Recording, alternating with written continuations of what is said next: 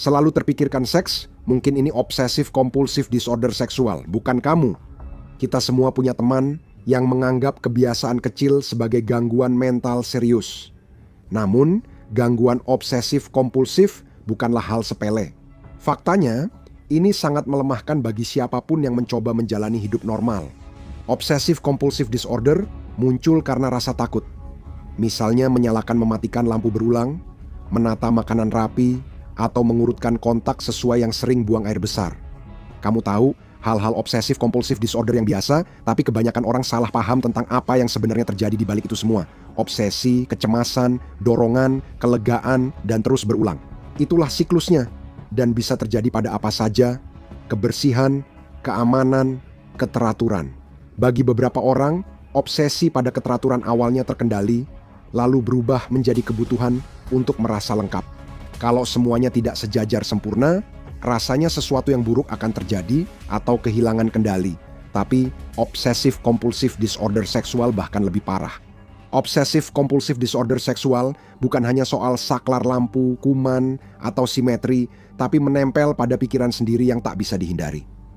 Aku jadi bertanya, kenapa aku memikirkan ini dan apa artinya tentang diriku? Jika kamu pikir semua orang punya pikiran aneh, kamu benar. Semua orang memang mendapat pikiran acak yang mengganggu. Kadang otakmu memunculkan hal tak pantas di saat terburuk, tapi itu tak berarti apa-apa. Yang penting adalah reaksimu setelahnya. Kebanyakan orang hanya berpikir aneh juga, lalu melanjutkan hidup.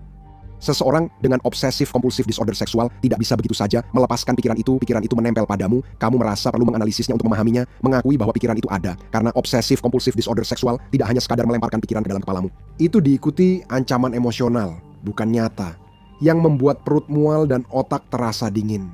Seolah itu penting, seakan mengungkap kebenaran tersembunyi tentang dirimu. Namun, banyak orang sering melewatkan hal ini dalam obsesif kompulsif disorder seksual. Kompulsinya seringkali tidak terlihat. Tidak ada montase cuci tangan, tidak ada suara saklar lampu, hanya kamu yang berdebat dengan otakmu sendiri, dan itulah masalahnya. Mereka tidak selalu berupa ritual fisik yang bisa kamu lihat seseorang lakukan. Kamu mungkin memindai tubuhmu untuk mencari reaksi, kamu mungkin memutar ulang suatu momen berulang kali, mencoba meyakinkan dirimu sendiri bahwa itu tidak disengaja. Kamu mungkin meragukan perasaan dan niatmu, bertanya-tanya ada yang salah dengan dirimu. Kamu mungkin melakukan kompulsi demi kepastian. Bukan ingin menuruti pikiran itu, tapi ingin diyakinkan bahwa itu bukan berarti kamu orang jahat. Dan kamu mungkin melakukan kompulsi penghindaran dengan menghilangkan seluruh situasi dari hidupmu karena kamu sangat takut satu pikiran itu muncul dan merusak harimu. Dan bagian terburuknya adalah itu berhasil. Untuk sesaat, kamu merasa lega, otakmu tenang, dan kamu berpikir, oke, aku baik-baik saja, lalu 5 menit kemudian, otakmu memunculkan lagi ketakutan yang persis sama. Otakmu seperti punya amunisi tak terbatas sehingga tak pernah berhenti. Inilah yang membuat obsesif kompulsif disorder seksual begitu kejam. Bukan hanya pikirannya, tapi juga reaksi otak setelahnya. Pikiran mengganggu mungkin hanya sebentar, namun efeknya bisa berlangsung berjam-jam atau seharian, bahkan dimulai dari hal kecil. Saat menonton film, menggulir ponsel, atau berjalan di tempat umum, otakmu tiba-tiba memunculkan pikiran seksual yang tidak diinginkan. Tubuhmu langsung panik, dada sesak, wajah panas, perut terasa jatuh. Bukan keinginanmu, tapi otakmu baru saja bertanya, bagaimana jika? Kemudian, obsesif kompulsif disorder mulai muncul. Kamu mulai bertanya-tanya, kenapa aku memikirkan itu? Apakah aku menyukainya? Bagaimana jika diam-diam aku adalah monster? Jadi kamu mulai melakukan ritual mental, tidak diucapkan, tidak terlihat, tapi terus-menerus. Kamu mungkin menguji dirimu sendiri seperti memutar ulang momen itu dengan sengaja hanya untuk melihat apakah kamu bereaksi. Lalu, ketika kamu merasakan sesuatu, bahkan hanya kecemasan biasa, kamu jadi semakin panik karena otakmu menganggap itu sebagai bukti. Dan bagian terburuknya adalah, apapun yang kamu rasakan, obsesif kompulsif disorder bisa memelintirnya. Jika kamu jijik, artinya kamu menekan perasaan. Jika tidak merasakan apa-apa, kamu mati rasa karena suka. Jika takut, berarti kamu takut karena itu benar. Beberapa orang secara kompulsif mencari di Google, bukan karena mereka ingin belajar, tapi karena mereka mencari kepastian, dan setiap jawaban hanya memberi kelegaan selama 10 detik, sampai obsesif kompulsif disorder menemukan pertanyaan baru, dan penghindaran juga bisa jadi licik. Tak hanya menjauhi pornografi atau kencan, tapi juga menghindari banyak aspek hidup. Menghindari film-film tertentu, menghindari berada di sekitar orang-orang tertentu, menghindari gym, menghindari berganti pakaian di ruang ganti, menghindari sendirian dengan pikiran sendiri, karena otakmu telah meyakinkanmu bahwa satu pikiran yang salah sama dengan bencana. Itulah mengapa obsesif kompulsif disorder seksual bisa terasa seperti pikiranmu diadili 24 jam sehari, 7 hari dalam seminggu. Bukan karena kamu jahat, tapi karena kamu terjebak membuktikan dirimu baik. Dan itulah jebakannya. Obsesif kompulsif disorder tak menginginkan itu. Obsesif kompulsif disorder selalu ingin kepastian penuh, padahal manusia tak bisa mendapatkannya. Semakin dicari, obsesif kompulsif disorder justru makin parah. Semakin sering kamu memeriksa, otak menganggap pikiran itu penting, sehingga makin sering muncul dan makin mengganggu. Bukan karena kamu berubah, tapi obsesif kompulsif disorder makin parah dan memicu reaksi emosional besar. Inilah alasan obsesif kompulsif disorder seksual sering disalahpahami. Orang-orang mendengar kata seksual dan mereka mengira obsesinya adalah keinginan. Kamu cuma memikirkan seks terus-menerus. Padahal dalam banyak kasus justru sebaliknya, itu adalah ketakutan. Jadi, bagaimana kamu tahu kalau yang kamu alami sebenarnya adalah obsesif kompulsif disorder seksual dan bukan sekadar sering memikirkan seks? Ada tanda obsesif kompulsif disorder yang sering terlewat seperti sering mendapat pikiran mengganggu yang tidak diinginkan lalu panik memikirkan artinya. Apakah kamu sering mengulang percakapan di kepala untuk membuktikan maksudmu? Apakah kamu menghindari orang, tempat, atau situasi karena takut pikiran itu muncul? Apakah kamu terus-menerus meminta kepastian meskipun itu hanya menenangkanmu selama beberapa menit saja? Jika kamu mengangguk setuju, pola yang muncul bukan keinginan, tapi obsesi disertai rasa takut dan dorongan yang hanya memberi kelegaan sesaat. Obsesif kompulsif disorder menyukai kepastian karena ia tak pernah memberikannya padamu.